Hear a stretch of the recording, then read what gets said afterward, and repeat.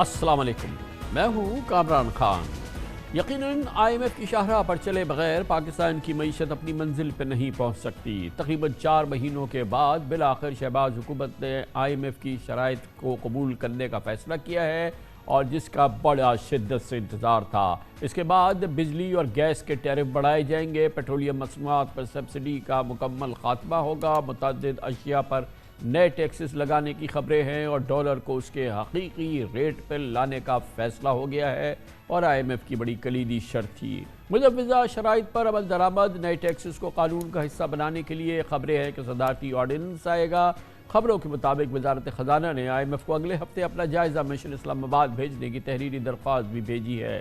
کل وزیر خزانہ اسحاق ڈار اور IMF حکام کے درمیان ٹیلی فونک رابطہ بھی ہوا ہے۔ شہباز حکومت کی جانب سے توقع کی جا رہی ہے کہ IMF نویں جائزے کا جلد مثبت جواب دے گا۔ سوچنے کی بات یہ ہے کہ مسلسل گو مگو کی کیفیت کے بعد شہباز حکومت اب اس نتیجے پہ پہنچی ہے کہ IMF پروگرام کی بحالی کے بغیر کوئی دوسرا راستہ نہیں ہے۔ کہ وزیر خزانہ اسحاق ڈار کی اپنی سوچ کی وجہ سے 4 مہینے معاملہ کھٹائی میں پڑا رہا۔ اب IMF کے وفد کی جنوری کے آخری ہفتے یا فروری کے پہلے ہفتے پاکستان آنے کی امید ہے۔ حالانکہ IMF کی ٹیم کو 4 ماہ قبل اکتوبر میں پاکستان آنا تھا، اور 2.5 ماہ پہلے 3 نومبر تک پاکستان کو 1 ارب 20 کروڑ ڈالر کی قسط جاری ہونی تھی، لیکن تاحال نوا جائزہ اجلاس ہی شروع نہیں ہو سکا ہے۔ اسٹاف لیول ایگریمنٹ اور IMF بورڈ کی منظوری تو ابھی دور کی بات ہے۔ بہرحال خبریں ہیں کہ شہباز حکومت کی معاشی ٹیم نے میکرو اکنامک فریم ورک اور پیٹرولیم اینڈ انرجیز اس سیکٹر میں جو سبسڈیز ہیں ان کو خاتمے کو حتمی شکل دی ہے۔ جیسے ہی IMF کے ساتھ اتفاق ہوتا ہے اس پر عمل درآمد شروع کر دیا جائے گا۔ ان تمام معاملات کی مستند معلومات حاصل کرتے ہیں حکومتی موقف ہمیں دیں گے۔ ہمارے ساتھ موجود ہیں جناب ڈاکٹر مصدق ملک، وزیر مملکت برائے انرجی۔ بہت بہت شکریہ ڈاکٹر صاحب، آپ نے ہمیں جوائن کیا ہے۔ تو یہ تو بظاہر یہ لگ رہا ہے کہ اب گورنمنٹ نے ڈیسائیڈ کر لیا ہے کہ ہمیں IMF پروگرام کو ایڈہیر کرنا ہے، ہم نے اس پہ عمل کرنا ہے۔ آبویسلی اس کے لیے جو انہوں نے ایکشنز ہمیں تجویز کیے ہیں اس پہ اب ہم فوری عمل کرنے جا رہے ہیں۔ تو کیا یہ کب سے آپریشنلائز ہونے والا ہے، اس پہ عمل درآمد کب ہوگا، اور آپ کے خیال میں کتنا وقت لگے گا کہ اسٹاف لیول ایگریمنٹ ہو جائے، یعنی کہ یہ باقاعدہ پروگرام بحال ہو جائے؟ جی میرے خیال میں ایک دفعہ جب پروسیس شروع ہو جائے گا تو 1-1.5 ہفتے کے اندر اندر یہ عمل مکمل ہو جائے گا۔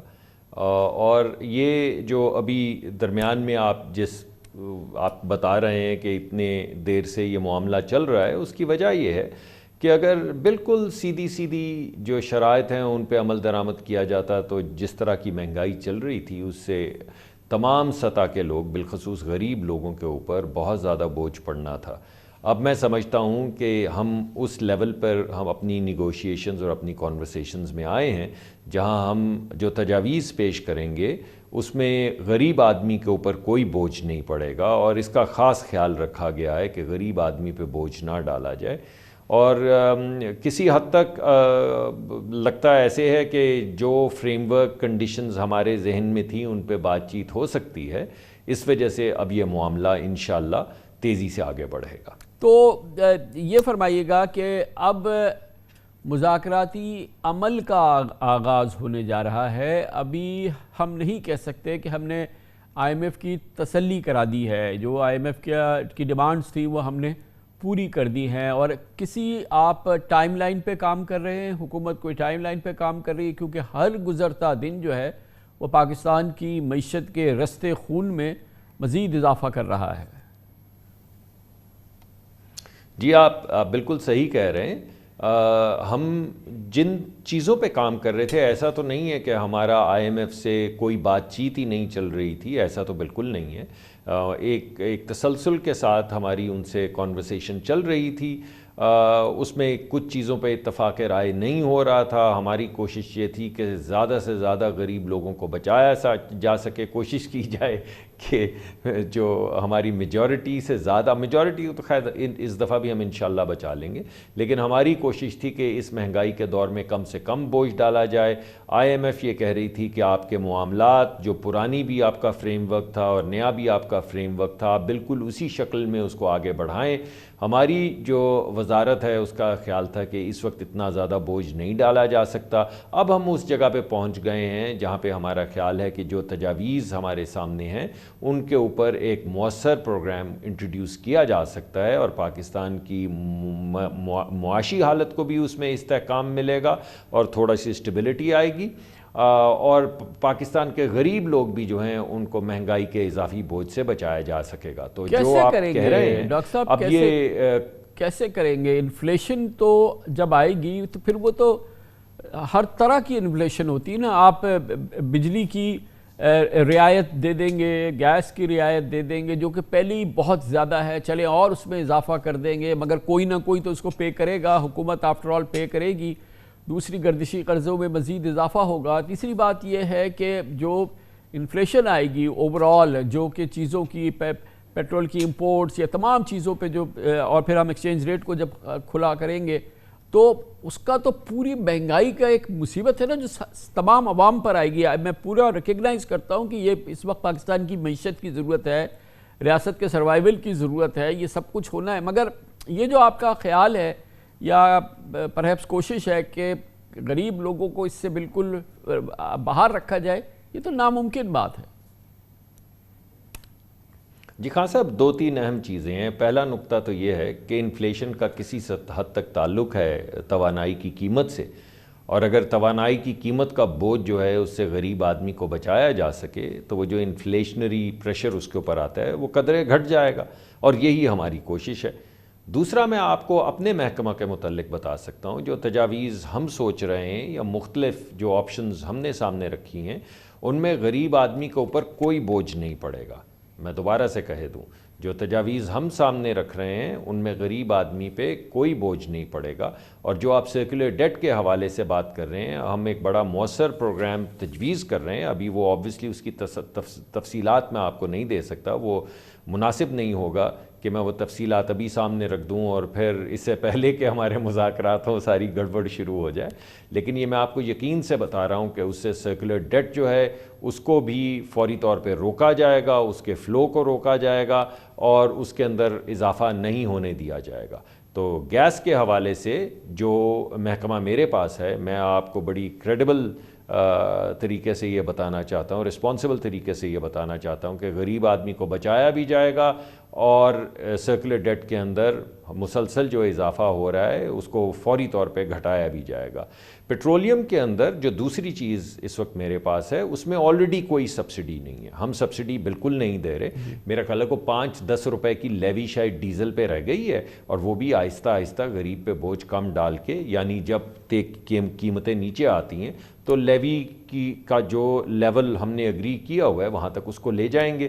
تو انشاءاللہ سبسڈی ہم وہاں بھی نہیں دے رہے، اور لیوی جو ہم نے زیادہ سے زیادہ 5 یا 10 روپے صرف ڈیزل میں بڑھانی رہ گئی ہے وہ آہستہ آہستہ بڑھا دیں گے، اور گیس کے اندر بھی غریب آدمی کو بچائیں گے، اور سرکولر ڈیٹ میں اضافہ نہیں ہونے دیں گے۔ اور بجلی کی قیمتوں کا کیا ہوگا ڈاکٹر صاحب؟ اس کا تو آ رہا ہے 7-8 روپے پر یونٹ بڑھنی ہے، وچ از انکریڈیبل، بہت بہت ظاہر ہے کہ بجلی مہنگی ہو جائے گی۔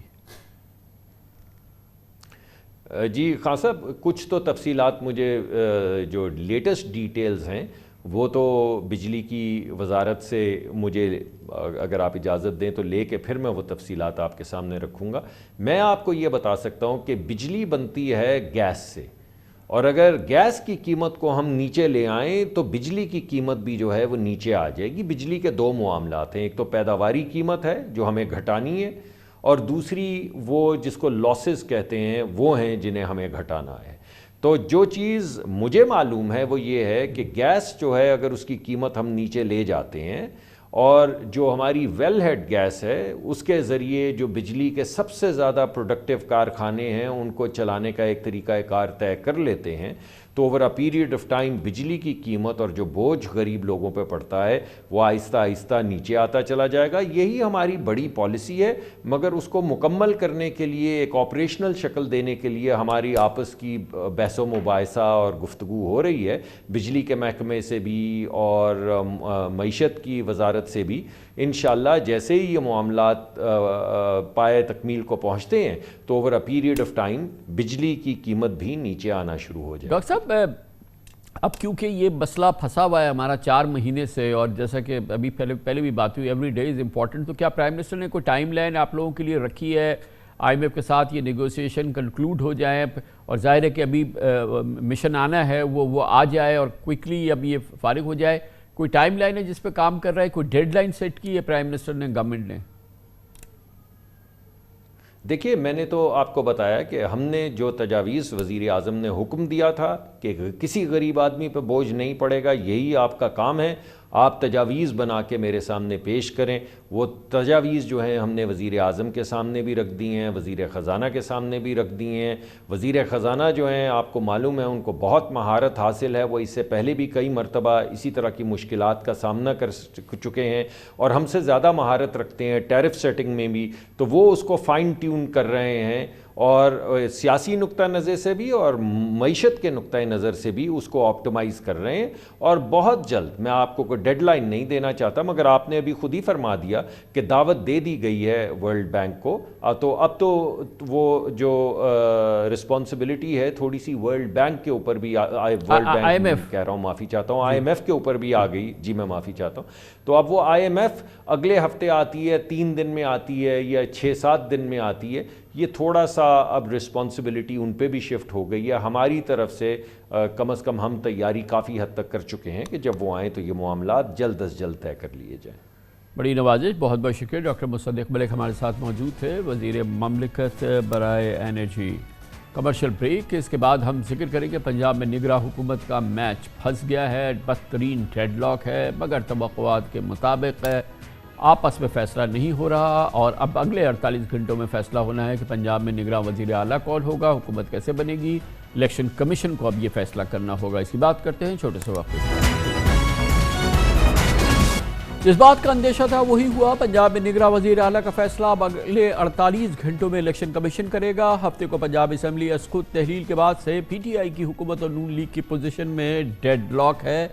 اس دوران PTI نے نصیر خان کی جگہ نوید اکرم چیمہ کو نیا امیدوار بھی نامزد کیا ہے، لیکن فریقین میں نہ مانوں کی رٹ برقرار رکھے ہوئے ہیں۔ آج اسپیکر پنجاب اسمبلی سبطین خان کی سربراہی میں پارلیمانی کمیٹی میں کسی بھی نام پر اتفاق نہیں ہوا، بلکہ ڈیڈ لاک شدید سے شدید تر ہو گیا، جس کے بعد آئین کے مطابق الیکشن کمیشن 2 دن کے اندر فریقین کے نامزد امیدواروں یعنی نون لیگ کے احد چیمہ اور محسن نقوی یا PTI کے احمد نواز سکھیرا اور نوید اکرم چیمہ میں سے کسی ایک کا نگراں وزیر اعلیٰ پنجاب بنانے کا فیصلہ کرے گا۔ بظاہر چاروں ہی نامزد امیدواروں میں PDM اور PTI کا متصادم رائے ہیں۔ آج پارلیمانی کمیٹی کے اجلاس میں PTI کے میاں اسلم اقبال اور راجہ بشارت نے اپنے امیدواروں کی قابلیت و صلاحیت کو اجاگر کیا۔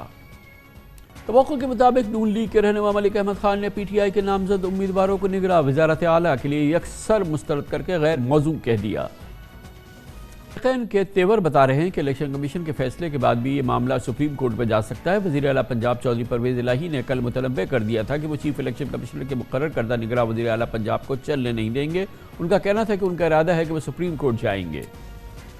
آئین کے آرٹیکل 224 کے تحت نگراں وزیر اعلیٰ کی تقرری کے لیے الیکشن کمیشن کے پاس 48 گھنٹوں کا وقت ہوگا، گویا پیر کو پنجاب میں نگراں وزیر اعلیٰ کا فیصلہ ہو چکا ہوگا۔ اس پوری صورتحال پہ اس ڈیڈ لاک پہ بات کرتے ہیں۔ پاکستان کے ممتاز ترین سینئر صحافیوں میں سے ایک، ہمارا بہت ہی مقبول پروگرام نقطہ نظر کے تجزیہ کار بھی ہیں، ہوسٹ ہے جناب مجیب الرحمان شامی ہمارے ساتھ موجود ہیں۔ بہت بہت شکریہ شامی صاحب۔ جب ہم نگراں حکومت کا ذکر کرتے ہیں الیکشن کے تناظر میں تو ہمیشہ ایک لفظ اس کے ساتھ استعمال کرتے ہیں، غیر جانبدار، غیر سیاسی۔ یہ جو 4 نام آئے ہیں ان میں سے آپ کا تجربہ، آپ کی معلومات، جو یہ 4 امیدوار ہیں ان میں سے کوئی آپ کو غیر سیاسی، غیر جانبدار نظر آتا ہے کہ وزیر اعلیٰ بنا دیا جائے؟ دیکھیں کامران صاحب، یہ جب دستور میں ترمیم کی گئی تھی تو اس کی سپرٹ تو یہ تھی کہ اپوزیشن اور حکومت باہم مل بیٹھیں اور ایک دوسرے کے لیے قابل قبول امیدوار جو ہے اس کا نام تجویز کر دیں، اور لیکن ماضی میں بھی اختلاف ہوتا رہا ہے اور اتفاق بھی ہوتا رہا ہے۔ 2018 میں KPK میں یہ اتفاق ہو گیا تھا، یعنی پرویز خٹک صاحب کے اور ان کے اپوزیشن لیڈر کے درمیان نگران وزیر اعلیٰ کے نام پر، لیکن اب جو تناؤ ہے، جس طرح فریقین ایک دوسرے کو زج کرنے پر تلے ہوئے ہیں اور ایک دوسرے کا نام قبول کرنے کو تیار نہیں ہے، تو اس سے تو لگتا ہے کہ اب معاملہ الیکشن کمیشن کے پاس جائے گا، کیونکہ حتمی فیصلے کا اختیار اس کو ہے. اس کے بعد کوئی سپریم کورٹ کا کوئی لینا دینا اس میں نہیں ہے، نہ کوئی سپریم کورٹ دخل دے لیکن سکتا ہے. شامی صاحب اور وہ فیصلہ جو ہے شامی صاحب میرا سوال اپنی جگہ پر ہے کہ بہرحال ایک ہونا چاہیے، نگراں حکومت ہے، نگراں وزیر اعلیٰ ہے، نگراں ہے تو وہ غیر جانبدار اور غیر سیاسی ہو، اس کا پہچان نہ ہو سیاسی سوچ کے حوالے سے قطعی. تو آپ کو ان چاروں امیدواروں میں کوئی نظر آتا ہے؟ آپ کا تو ماشاءاللہ اندر باہر سب کو جانتے ہیں آپ. دیکھیے جو چاروں امیدوار ہیں مجھے تو چاروں موضوع نظر آتے ہیں. یعنی ٹیکنیکل اعتراضات جو ہیں ان کے بارے میں تو میں کچھ عرض نہیں کر سکتا کہ اگر ایک صاحب جو ہے اس وقت وہ سروس آف پاکستان بجا لا رہے ہیں، یا اس وقت بھی وہ ملازم ہیں، یا دوسرے پہ کوئی قانونی بار ہے تو وہ بات اور ہے، اس بحث میں تو پڑھ نہیں سکتے. لیکن سکھیرا صاحب ہوں، نوید چیمہ صاحب ہوں، یا آپ کے احد چیمہ صاحب ہوں، یا محسن نقوی ہوں، ان میں سے آپ کسی شخص پہ بھی یہ نہیں کہہ سکتے کہ کوئی یہ داغدار لوگ ہیں یا ان پر کوئی اعتراض کیا جا سکتا ہے. ہاں یہ ہو سکتا ہے جیسے احد چیمہ صاحب ہیں، ان پر مقدمے قائم کیے گئے نواز شریف اپنا عمران خان صاحب کے دور حکومت میں، لیکن وہ نیب کے قیدی تھے، پھر باعزت وہ وہاں سے رہا ہو گئے. تو اگر آپ ان کی شہرت دیکھیں تو میرا خیال کوئی نام بھی ایسا نہیں ہے کہ آپ کہیں کہ بھئی جناب یہ تو بہت ہی مشکل ہو گیا ہے، اس کا نام تجویز نہیں ہونا چاہیے. یہ تو خوب سے خوب تر کا انتخاب ہے. اب وہ یہ آپس میں کر نہیں سکے تو الیکشن کمیشن کو کرنا ہوگا، اور ہم بھی آئین اور قانون کے دائرے میں جو سرگرمی ہو رہی ہو اس کے ساتھ ہمیں جڑا رہنا چاہیے اور اس کو آگے بڑھانا چاہیے. تو آپ کے خیال میں یہ چاروں کینڈیڈیٹ جو ہیں یہ غیر جانبدار، غیر سیاسی پہچان ہیں، چاروں ایک جیسے ہیں بالکل؟ دیکھیے ہم یہ تو نہیں کہہ سکتے، اب یہ تو ایک غیر جانبداری کی اور معروضیت کی ایک اپنی اپنی تعریف ہے. لیکن بہرحال جو اچھی شہرت کے لوگ ہیں، یعنی ان کی شہرت جو ہے کسی کی بھی خراب نہیں ہے. یعنی آپ جو 3 تو سرکاری افسر ہیں، اور آپ یہ دیکھیے کہ نوید چیمہ صاحب کا نام تو بالکل آخری لمحوں میں شامل کیا گیا ایک دوسرا نام واپس لے کے. تو ایک ہمارے محسن نقوی صاحب ہیں، وہ ہمارا میڈیا سے ان کا تعلق ہے، اور میڈیا کے لوگ جو ہیں ان ماضی میں بھی وہ نگران رہے ہیں. وزیر اعلیٰ نجم سیٹھی صاحب رہے ہیں، حسن عسکری رضوی صاحب رہے ہیں. نجم سیٹھی صاحب پر بہت اعتراضات ہوئے لیکن کوئی اعتراض بھی ثابت نہیں ہو سکا، بلکہ واپس لے لیے، اور خان صاحب نے کہا کہ ان کی اطلاعات کچی تھیں. تو یہ اب میڈیا کے جو لوگ ہیں ان کے حوالے سے ہر ایک کی رائے اپنی ہو سکتی ہے، اور دوسرے لوگوں کے بارے میں بھی رائے ہو سکتی ہے، لیکن عمومی شہرت جو ہے اس کے بارے میں کوئی دو رائے نہیں ہو سکتی. یعنی ایسا نہیں کہہ سکتے، مگر ہونا تو یہ چاہیے تھا کہ فریقین بیٹھتے، تبادلہ خیال کرتے، خوشگوار ماحول میں کسی ایک نام پر اتفاق کر لیتے. اگر اتفاق نہیں ہوتا کوئی 5واں نام تجویز کر دیتے. لیکن یہاں تو ایک دوسرے کو نیچا دکھانے کی جو روش ہے اب وہ پتہ نہیں کہاں جا کے تھمے گی اور کس طرح تھمے گی. بہت شکریہ جناب مجیب الرحمان شامی ہمارے ساتھ موجود تھے. Commercial break. سورہ نیوز ہیڈ لائنز دیکھیں، جس کے بعد ہم اپنے پروگرام کے باقی حصے کے ساتھ واپس آئیں گے. پاکستان کی معیشت وقت کم اور مقابلہ سخت کا کھیل بن چکا ہے، جبکہ ملکی سیاست پر شطرنج کی بساط کا گمان ہو رہا ہے. فریقین ہر روز کوئی نئی چال چلتے ہیں یا کوئی نیا سیاسی داؤ آزماتے ہیں. آج اسپیکر قومی اسمبلی راجہ پرویز اشرف نے ایک اور سرپرائز دیا. پی ٹی آئی کے مزید 35 اراکین کے استعفے منظور کر لیے. آج یہ استعفے الیکشن کمیشن کو بھیجے گئے، اور آج ہی الیکشن کمیشن نے استعفوں کی توثیق اور ضابطے کی کارروائی کر کے صرف 3 گھنٹے کے اندر 35 اراکین کو ڈی نوٹیفائی کر کے بھیج دیا. 2 دن پہلے بھی اسپیکر راجہ پرویز اشرف نے پی ٹی آئی کے 34 ایم این ایز اور عوامی مسلم لیگ کے شیخ رشید احمد کا اچانک استعفیٰ منظور کر لیا تھا. تمام استعفوں کی منظوری کا اطلاق 11 اپریل سے کیا جائے گا. اجتماعی طور پہ استعفے دینے والے 131 ارکان میں سے اب تک 81 ایم این اے کے استعفے منظور ہو چکے ہیں. پیر کو مزید 30 سے 35 اراکین کے استعفے منظور ہونے کی اطلاعات آ رہی ہیں، جس کے بعد قومی اسمبلی میں راجہ ریاض سمیت پی ٹی آئی کے صرف منحرف اراکین ہی اپوزیشنل بینچوں پر باقی بچیں گے۔ آج استعفوں کی منظوری کی خبروں کے بعد پی ٹی آئی کے رہنما مخدوم شاہ محمود قریشی، اسد عمر، اسد قیصر، فواد چودھری اور دیگر نے قومی اسمبلی جا کے اسپیکر راجہ پرویز اشرف سے ملنے کی کوشش کی، لیکن انہوں نے اپنی مصروفیت کی بنا پر ملاقات سے معذرت کر لی۔ میڈیا سے گفتگو میں پی ٹی آئی کے رہنماؤں نے اسپیکر سے تمام اراکین کے استعفوں کی منظوری کا مطالبہ کیا۔ یکے بعد دیگرے یکمشت 35 اراکین کے استعفوں کی اچانک منظوری کو عمران خان کی جانب سے قومی اسمبلی میں واپس جانے کے فیصلے سے منسلک کیا جا رہا ہے۔ پیر کو عمران خان نے صحافیوں سے گفتگو میں کہا تھا کہ نگراں حکومت کی تشکیل کے لیے پی ٹی آئی قومی اسمبلی میں واپس جا رہی ہے۔ منگل کو پارٹی کے سینئر نائب صدر فواد چودھری نے نئے اپوزیشن لیڈر اور پبلک اکاؤنٹس کمیٹی کے چیئرمین کا مطالبہ کیا تھا۔ اس کے چند گھنٹوں کے اندر ہی 35 اراکین کے استعفے منظور ہو گئے تھے۔ اہم سوال یہ ہے کہ اگر عمران خان نے واپسی کی کوئی حکمت عملی بنائی بھی تھی تو اس کا پہلے سے اعلان کرنا بھی کیا ضروری تھا؟ دلچسپ بات یہ ہے کہ ایم این اے سے انفرادی طور پہ استعفے کی تصدیق کا عندیہ دینے والے اسپیکر راجہ پرویز اشرف نے ابتدائی 35 استعفوں کی منظوری کے بعد اس معاملے کو اتنا آسان بنا دیا جیسے استعفوں کی تصدیق کوئی مسئلہ تھا ہی نہیں۔ پنجاب و کے پی اسمبلیز کی تحلیل کے بعد 90 دن میں الیکشن کرانا آئینی تقاضا ہے، جبکہ قومی اسمبلی کی خالی نشستوں پر 60 دن میں ضمنی انتخابات کرانا الیکشن کمیشن کی ذمہ داری۔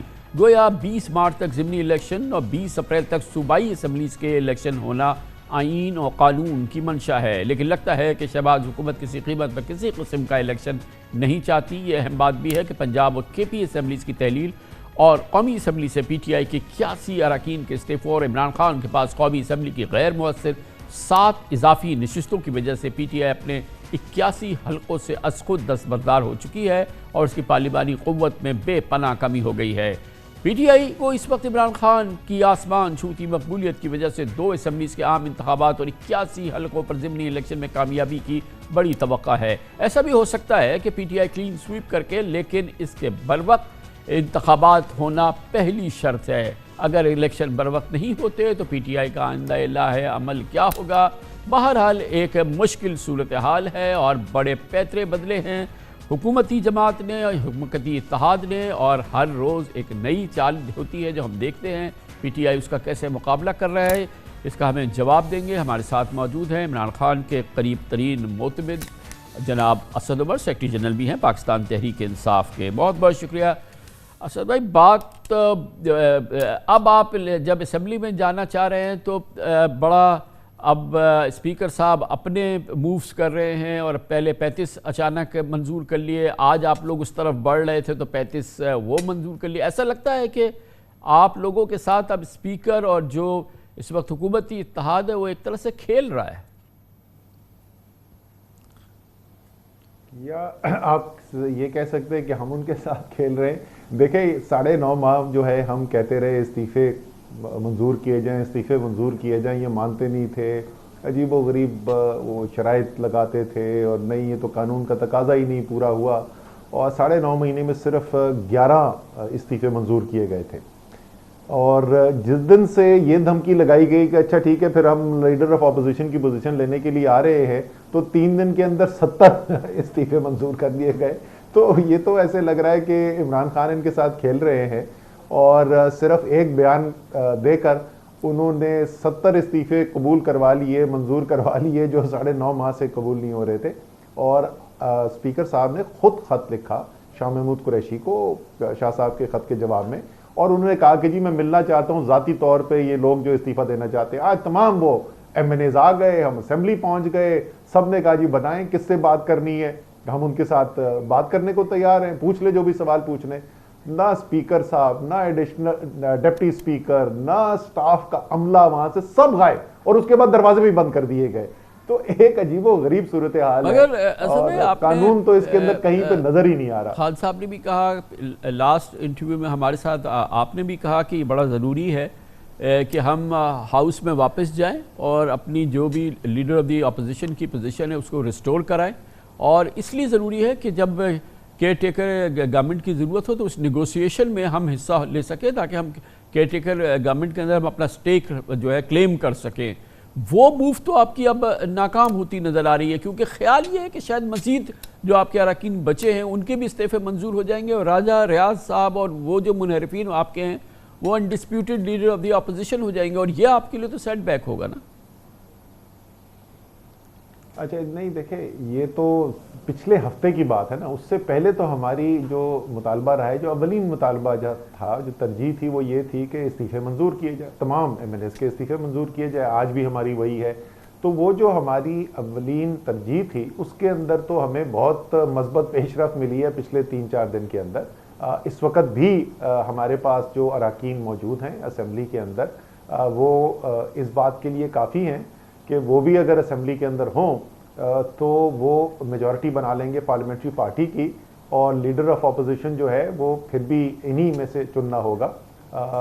لیکن دونوں میں سے جو بھی ایک چیز ہو، یا تمام استعفے قبول کر لیے جائیں، اور جو ہمارا مطالبہ تھا کہ تمام الیکشنز کروائے جائیں، وہ نتیجہ نکلے، یا ہمیں لیڈر آف اپوزیشن کی پوزیشن ملے. لیکن دونوں طریقے کے اندر، جس کو انگریزی میں کہتے ہیں ایک ون ون سچویشن ہمارے لیے. تا وقت کہ ابھی تو آپ کی یہ کلیم کہ آپ کا لیڈر آف دی اپوزیشن ہو جائے، جو آپ کے ممبرز ہیں وہ آؤٹ نمبر کر دیں منحرفین کو، راجہ ریاض کو، وہ بھی اب معاملہ اسپیکر کے رحم و کرم پر ہے. اگر وہ نمبر گن کے آپ کے اتنے اراکین کے استعفے منظور کر لیں کہ وہ مائنورٹی میں چلے جائیں، تو یہ بھی آپ کی چیز جو ہے وہ فیل ہو جائے گی، آپ کی کوشش یا آپ کی خواہش.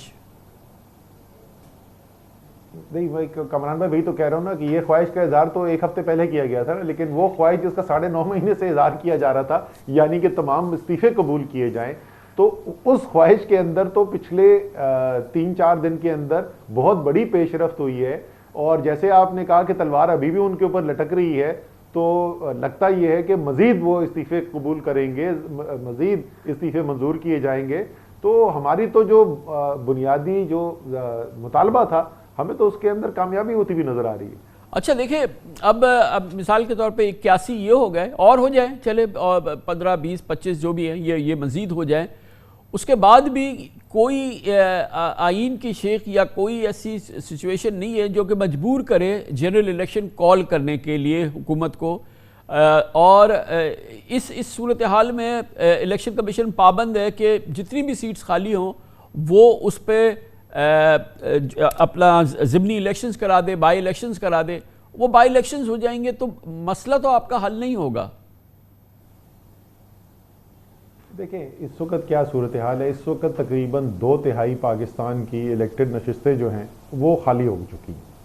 آپ کی پنجاب اسمبلی تحلیل ہو چکی ہے، خیبر پختونخوا اسمبلی تحلیل ہو چکی ہے، 80 سے زائد جو اس نیشنل اسمبلی کی سیٹیں ہیں وہ اس وقت خالی ہیں.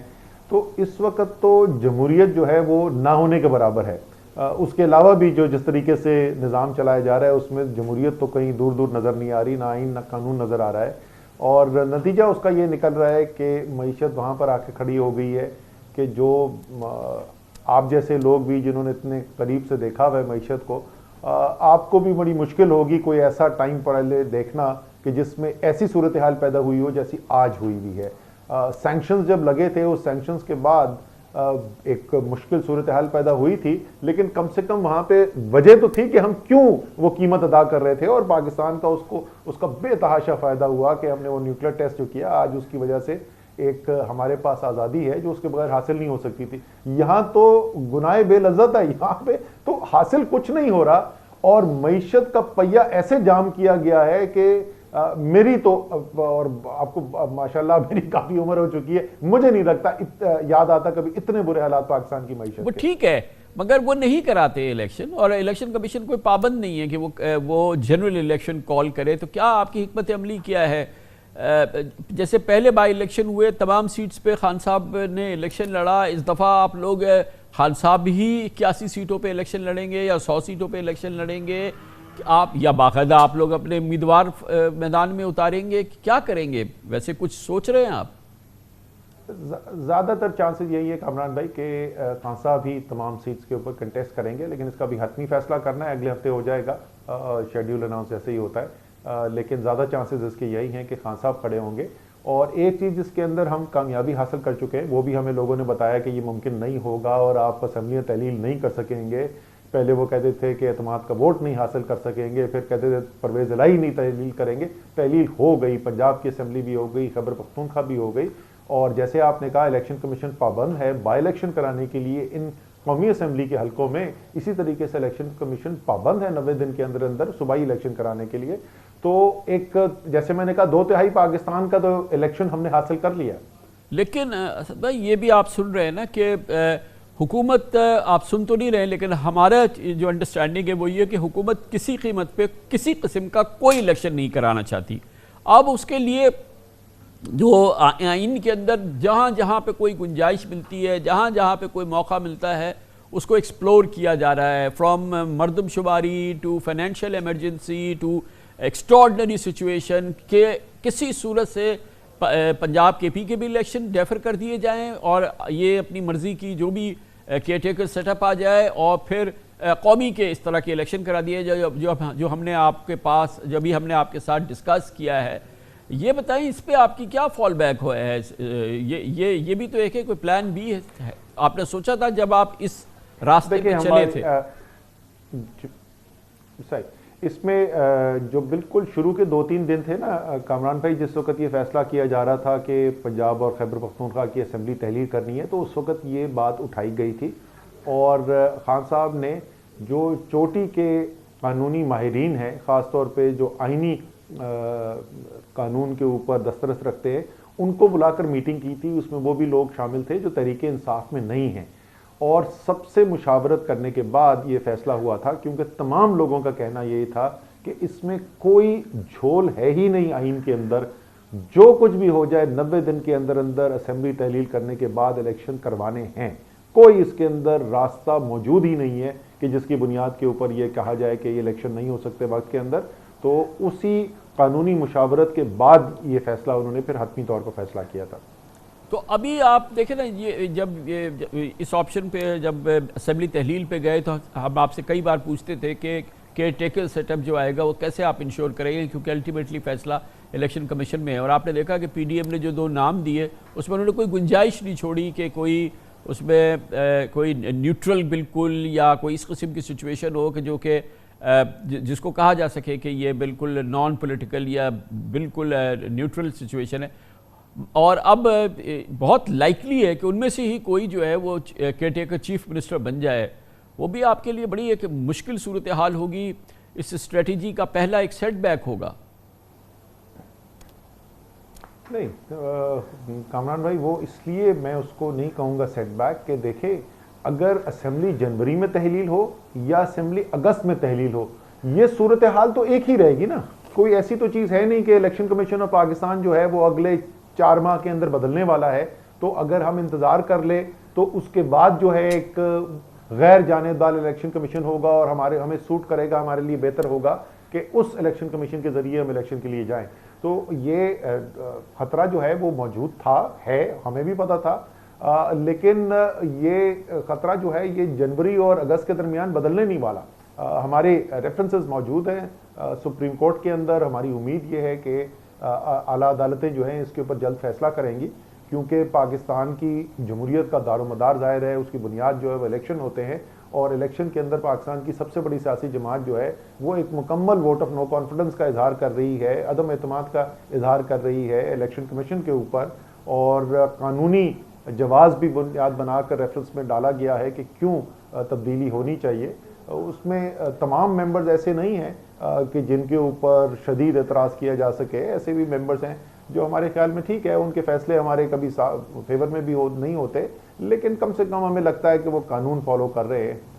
तो हमारी ख्वाहिश तो यही होगी और हमारी उम्मीद भी यही होगी कि आला अदलिया इस सिलसिले में फैसला करेगी। बहुत बहुत शुक्रिया जनाब असद उमर, सेक्रेटरी जनरल पाकिस्तान तहरीक इंसाफ हमारे साथ मौजूद थे। बहरहाल पंजाब और KP असम्बलीज तहलील हो चुकी हैं और कौमी असम्बली की 81 नशिस्तों पर ज़िमनी इलेक्शन होने हैं। अब इससे स्केप मुश्किल नहीं है। आइन और कानून बहरहाल यही कहा जा रहा है कि पाबंद करता है, 100% पाबंद करता है कि 90 रोज़ के अंदर दोनों सूबाई असम्बलीज़ के इलेक्शन हो जाएँ और 60 रोज़ के अंदर उन नशिस्तों पे इलेक्शन हो जाए जो कौमी असम्बली की खाली हो रही हैं। आइन और कानून के लिहाज से ये आने वाले इलेक्शन ख़ास तौर पे KP और पंजाब और ज़िमनी इलेक्शन कौमी असम्बली की 81 नशिस्तों पे बड़ी तादाद में, यानी कि आधे से ज़्यादा इलेक्शन जो है वो होने हैं।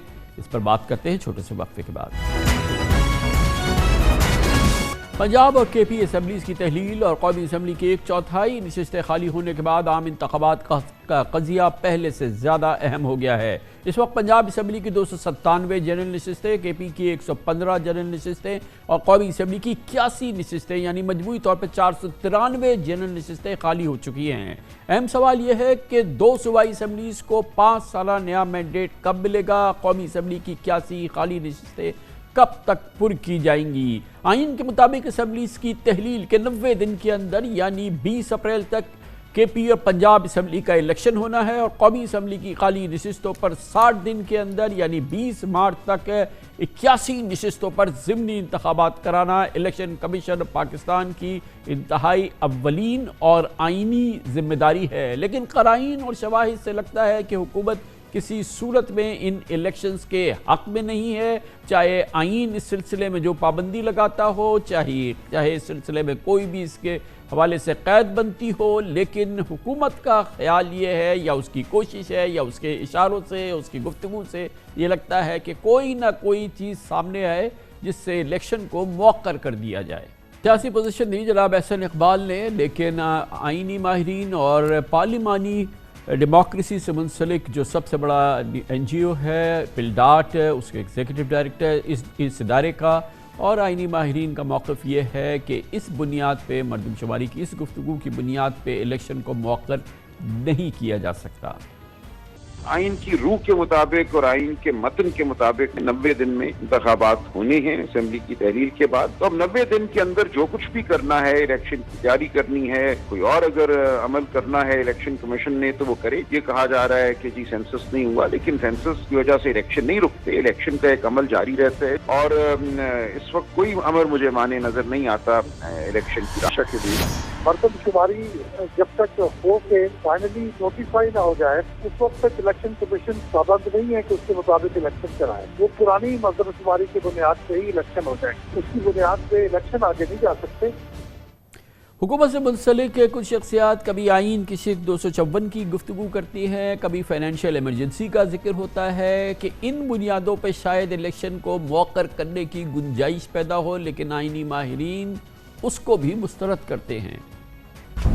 तो फाइनेंशियल इमरजेंसी की जो क्लॉज है आइन में, मैं नहीं समझता फाइनेंशियल इमरजेंसी की सूरत में आप इलेक्शन को पोस्टपोन कर सकते हैं। 3 किस्म की प्रोक्लेमेशंस होती हैं। एक प्रोक्लेमेशन होती है जनरल इमरजेंसी की, जब जंग की सूरत हाल हो, पाकिस्तान की सालमियत का मसला हो। दूसरा होता है proclamation of breakdown of constitutional machinery in a province. इन दोनों सूरतों में हुकूमत को इजाजत होती है कि आइन की किसी शिक को आर्जी तौर पे सस्पेंड कर दिया जाए और उससे फिर नेचुरली आप इलेक्शंस भी आप उसमें मुलतवी कर सकते हैं। मगर जो माशी बहरान होता है उसकी जो फाइनेंशियल इमरजेंसी की जो प्रोविजंस हैं वो अलग हैं। उसमें मैं नहीं समझता आप इलेक्शंस को मुलतवी कर सकते हैं। उसमें सिर्फ माशी अगर इमरजेंसी हो तो उसमें सिर्फ फेडरल गवर्नमेंट जो है वो प्रोविंशियल गवर्नमेंट्स के कई इख्तियारात, माशी इख्तियारात पास ले सकती है। इमरजेंसी प्रोविजंस का इस्तेमाल इन हालात में बिल्कुल गैर मुनासिब होंगे और मैं समझता हूँ आइन की मंशा के खिलाफ होंगे। इसके पीछे सियासी मकसद होगा इलेक्शंस को पोस्टपोन करना। अगर इलेक्शंस को पोस्टपोन किया जाएगा तो वो हर सूरत मेरे नज़दीक पहला फायदे होगा, वो आइन की मंशा के मुताबिक नहीं होगा। इस गुफ्तगू को आगे बढ़ाते हैं और इसके लिए हमने दावत दी है आज पाकिस्तान के 2 इंतहाई मोहतरम सीनियर कानूनदान, कानून और आइनदान हमारे साथ मौजूद हैं। बहुत ही रिस्पेक्टेड मोहतरम वसीम सज्जाद, साबिक सदर पाकिस्तान, चेयरमैन सेनेट भी रह चुके हैं, पार्लियामेंट का बेहतरीन और वसी तरीन तजुर्बा है। जनाब अशतर औसाफ मोहतरम हमारे साथ हैं, सबकदोश अटर्नी जनरल पाकिस्तान के नामवर सीनियर आइन और कानूनदान।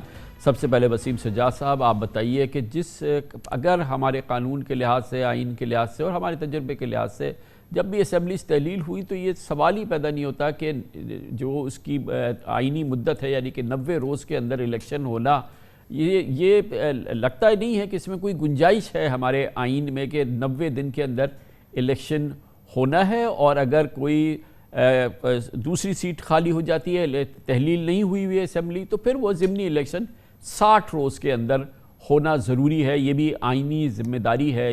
ये सोच और ये जो अंडरस्टैंडिंग है, ये सही है? ये बिल्कुल सही है जी, क्योंकि हमारे आइन में बड़े वाज़ेह तौर पे लिखा हुआ है کہ اگر اسمبلی کی تحلیل ہو جاتی ہے تو اس کا الیکشن 90 دن کے اندر ہونا ہوتا ہے. اس دوران ایک انٹرم سیٹ اپ آ جاتا ہے، عارضی ایک حکومت آ جاتی ہے، اور وہ عارضی حکومت جو ہوتی ہے اس کے بھی بڑے اختیارات بڑے محدود ہوتے ہیں.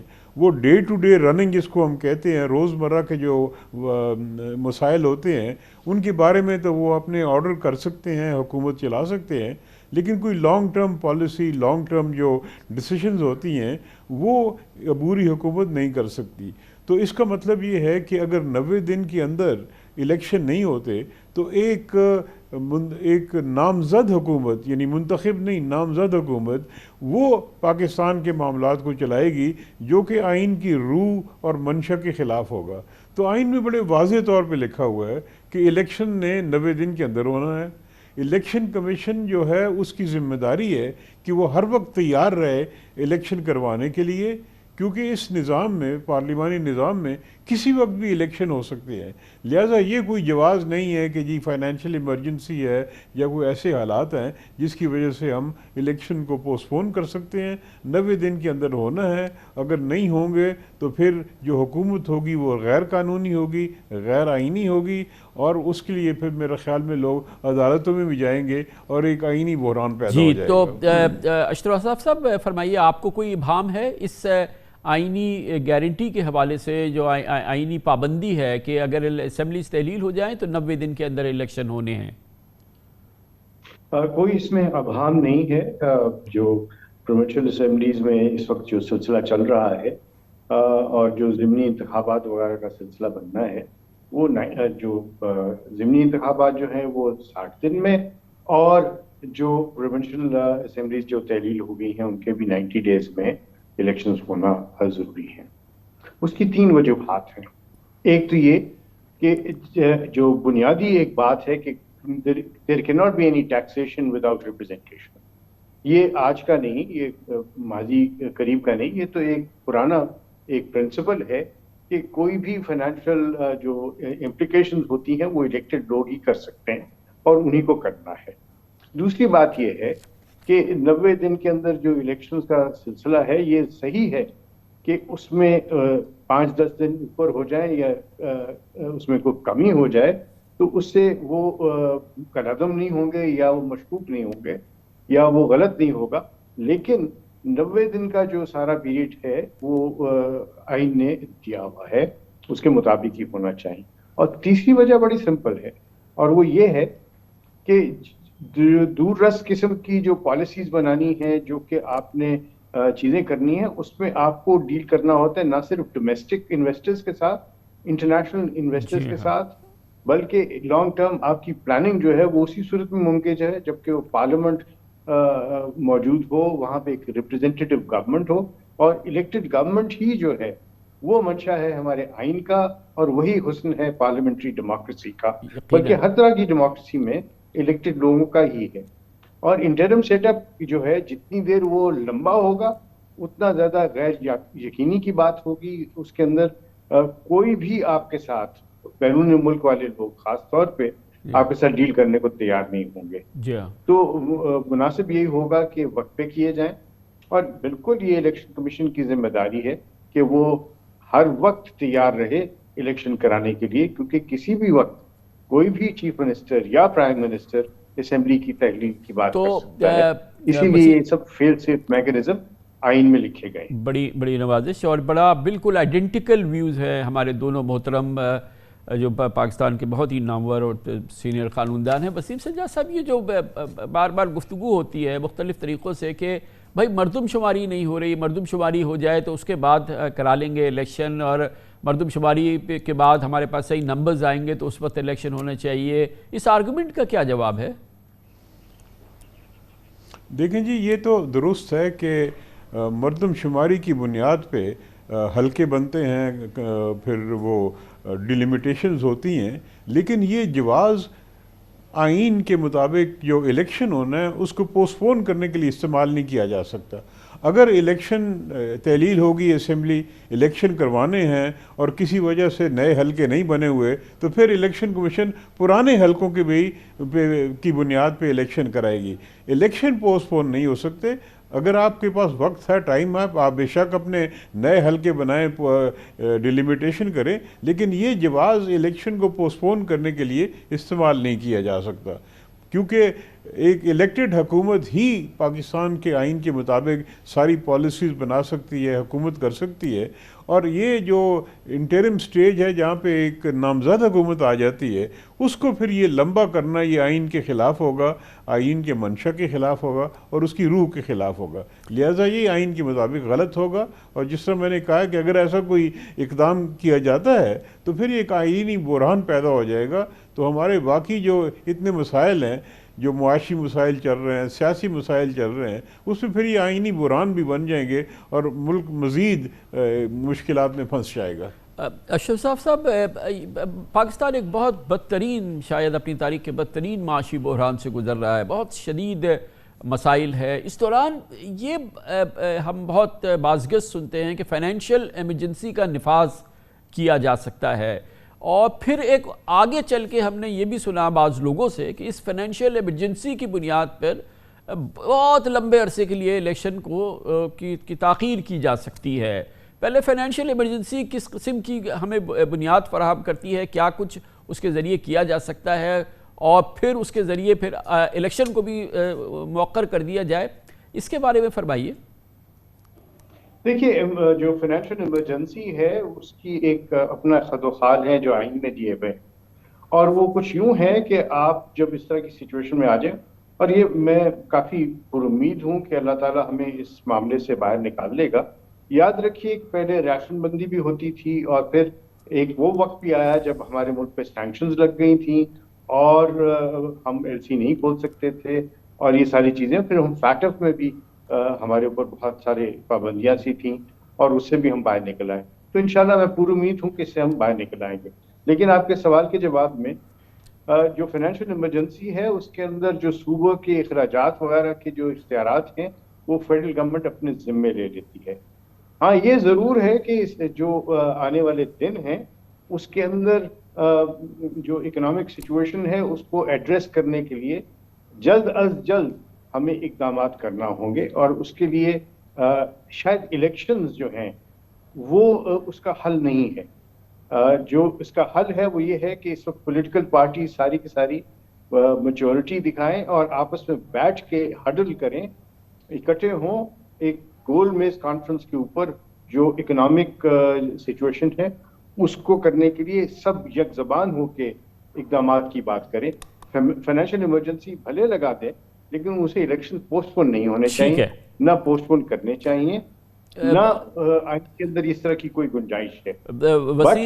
وسیم سجاد صاحب، معاف کیجیے گا، وسیم سجاد صاحب ایک اور رہنمائی فرمائیے، پھر مجھے صاحب سے بھی پوچھنا ہے کہ اب ایک نئی صورتحال پیدا ہو رہی ہے۔ پاکستان میں کبھی ایسا نہیں ہوا کہ 495 نشستوں پہ الیکشن ہو جائے، پورے الیکشن نہ ہو، اور تقریباً 1/4 یا اس سے تھوڑا سا زیادہ جو ہے وہ الیکشن بچ جائے۔ یہ ایک عجیب و غریب صورتحال ہے، اس کو اب ایسے ہی ہونے دیں یا اس کا کوئی حل نکالنا ضروری ہے؟ الیکشن کمیشن کی کیا ذمہ داری ہے؟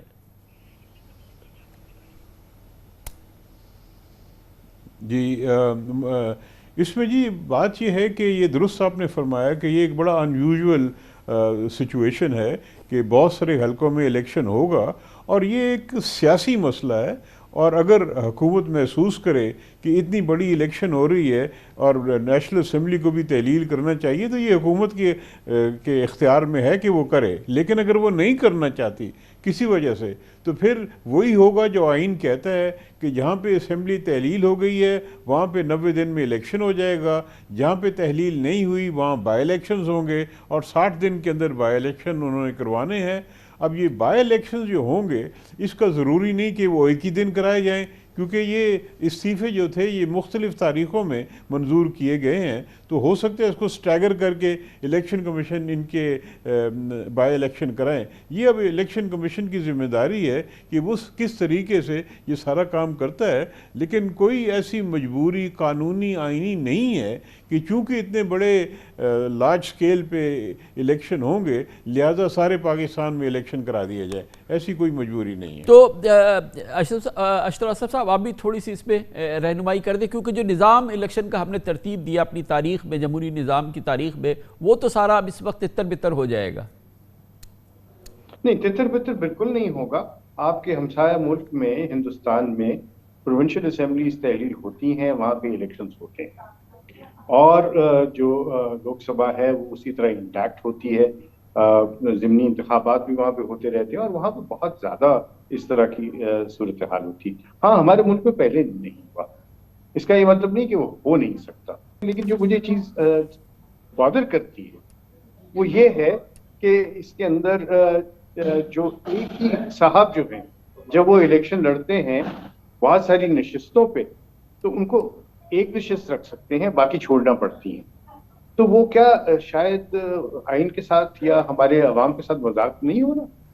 मेरा ख्याल है इस तरह के जो हालात जब क्रिएट किए जाते हैं तो वो हमारे मुल्क के लिए कोई अच्छी बात नहीं है। बहुत बहुत शुक्रिया मोहतरम वसीम सज्जाद साहब, पाकिस्तान के मुमताज़ तरीन सीनियर कानूनदान, साबिक सदर पाकिस्तान, और जनाब अशतर औसाफ, पाकिस्तान के एक और बहुत ही मोहतरम सीनियर कानूनदान, मौजूदा हुकूमत के सुबुकदोश अटॉर्नी जनरल हमारे साथ थे। और दो टोक राय है दोनों शख्सियात की कि इलेक्शन किसी सूरत में डेफर नहीं किए जा सकते।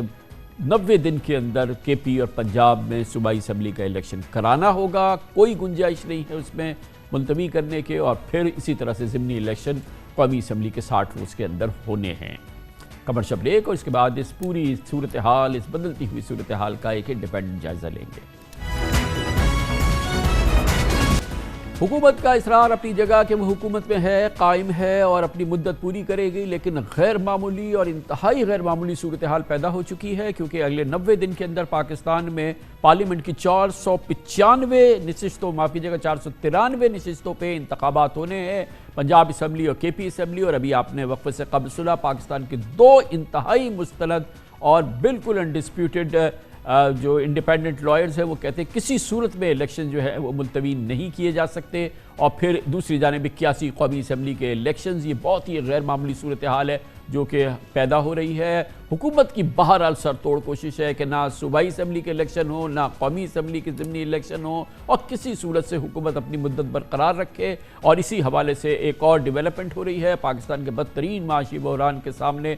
बहरहाल अब लगता है कि वज़ीर आज़म तैयार हो गए हैं और IMF के जो शराइत हैं उनको कबूल करने के लिए और IMF प्रोग्राम की बहाली के लिए। यकीनन इससे हुकूमत पे बेपनाह दबाव बढ़ेगा, क्योंकि मज़ीद महंगाई होगी और हुकूमत की गैर मकबूलियत बढ़ती ही चली जाएगी। इस मजमूई सियासी सूरत हाल पर बात करने के लिए आज हमने दावत दी है पाकिस्तान के बहुत ही मुमताज़ सीनियर सहाफ़ी हैं, न्यूज़ एनालिस्ट भी हैं, अपना शो भी होस्ट करते हैं, जनाब शौकत पराचा हमारे साथ इस्लामाबाद से मौजूद है। बड़ी नवाजिश पराचा साहब, आप बताइएगा आपकी क्या अंडरस्टैंडिंग है, हुकूमत की सोच क्या है? ये तो हमने सिचुएशन सामने रखी, अपेरेंटली कोई चांस नहीं है कि इलेक्शन डेफर किए जा सके, 500 नशिस्तें पार्लियामेंट की खाली हो गई हैं। इसमें क्या आपको क्या लगता है, उनकी अंडरस्टैंडिंग क्या है, क्या ख्वाहिश क्या है, और क्या हिकमत अमली बन रही है ये 12 जमाती इत्तेहाद में? बहुत शुक्रिया खान साहब, आपने मुझे मदऊ किया अपने प्रोग्राम में। ख्वाहिशात जिसकी अपनी जितनी मर्ज़ी हों, लेकिन बात यह है कि मुल्क का आइन मौजूद है, फंक्शनल कॉन्स्टिट्यूशन है। हम कहते हैं कि पार्लिमानी सिस्टम ऑफ गवर्नमेंट है, उसमें पार्लिमान भी मौजूद है। तो फिर ये जो सब कुछ हो रहा है खान साहब, बुनियादी तौर पर ये ज़िद और अना की जंग लड़ी जा रही है। आइन के मुताबिक चलें तो बिल्कुल दुरुस्त बात है कि जब असम्बली टूटती है तो 90 डेज़ में, अगर असम्बली अपनी मुद्दत पूरी करे तो 60 डेज़ में you have to go to the elections. यहाँ बहुत सारी जो थेरीज़ हैं, इस्लामाबाद में तो थेरीज़ चलती हैं और फिर मेनी अ टाइम्स वही कुछ सामने बन के आ जाता है। तो डिफरेंट सी थेरीज़ चल रही हैं। मसलन हुकूमत, फेडरल गवर्नमेंट किसी सूरत में भी अक्टूबर से पहले इलेक्शन करवाने की मूड में नहीं है, और बल्कि स्टडी ये भी किया जा रहा है कि आइन के आर्टिकल 232 क्लॉज 6 के तहत जो एक्सटेंड किया जा सकता है फॉर डिफ़िकल्ट सर्कमस्टेंसेस, तो वो भी ज़ेर गौर है।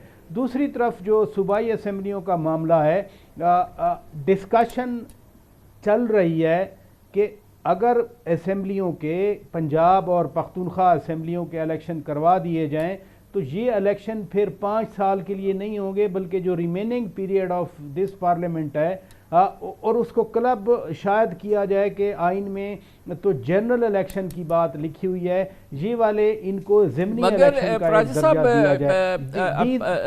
اب پتہ نہیں آپ نے سنا یا نہیں سنا، ابھی ہماری بات ہو رہی تھی اٹارنی جنرل اشتر اوصاف صاحب سے، جو کہ کسی صورت میں بھی ایک انڈیپینڈنٹ اور اس حکومت کے لیے شاید محترم ترین قانون دان ہیں، کیونکہ وہ سب سے پہلے اٹارنی جنرل بنے تھے، وسیم سجاد صاحب، ایک رتی بھی گنجائش نہیں ہے، یہ جو جتنی بھی حکومتی سوچیں ہیں وہ کہیں پہ بھی اکاموڈیٹ نہیں ہو سکتی آئین و قانون کے مطابق بقول، اور اس کے علاوہ بھی ہمارے بہت سارے جو لیڈنگ کانسٹیٹیوشنل ایکسپرٹس ہیں ان سے بات ہوئی ہے، کہیں یہ سوچ بھی ہے کہ اگر یہ نہیں ہوا تو ہم کیا کریں پھر؟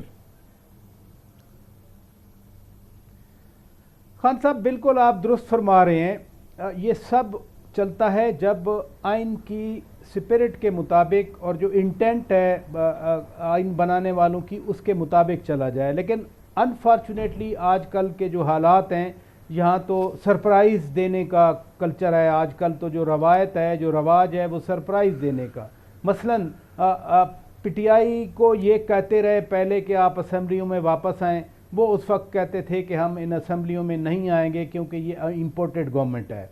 اب انہوں نے پنجاب اسمبلی توڑی، کے پی اسمبلی توڑی، اب وہ واپس آ رہے ہیں تو یہاں سے پٹس اینڈ پیسز میں ان کے ریزائن ایکسیپٹ کیے جا رہے ہیں، ہر چیز آئین اور قانون کے نام پہ ہو رہی ہے۔ آپ کے علم میں ہے کہ پوری P D M leadership Maryam Nawaz سے لے کے تمام بار بار یہ کہہ رہی تھی کہ الیکشن بالکل ارلی ہو سکتے ہیں، آپ پنجاب اور کے پی اسمبلی تحلیل کر دیں اور ہم الیکشن کے لیے تیار ہیں، یہ ایک سٹیٹڈ پوری پرنسپل پوزیشن رہی ہے پچھلے چند مہینوں کے دوران اس پی ڈی ایم کی۔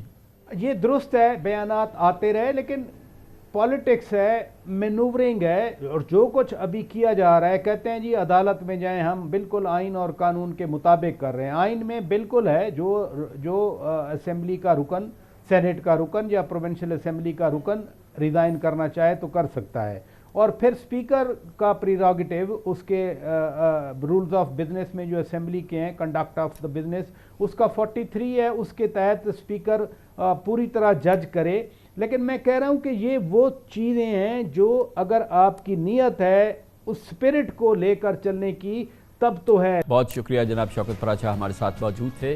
اس کے ساتھ ہی ہمارے آج کے پروگرام کا اختتام ہوتا ہے۔ سیٹرڈے سنڈے کی ہفتہ وار تعطیل ہوتی ہے، پیر کو انشاءاللہ آپ سے پھر ملاقات ہوگی۔ پیر تک کے لیے کامران خان کو اجازت، اللہ حافظ و ناصر۔